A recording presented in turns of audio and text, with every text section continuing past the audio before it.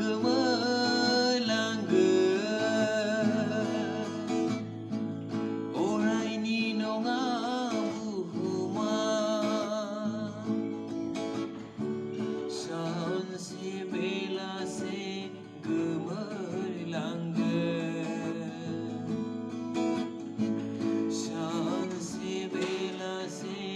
गोमोरलांगोन बुहुमा गोमोरलांगोन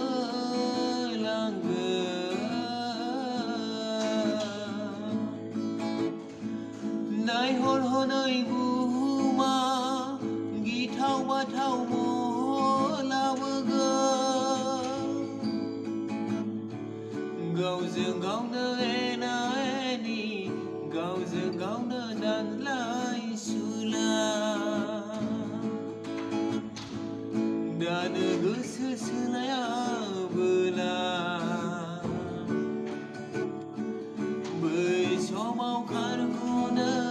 हानाय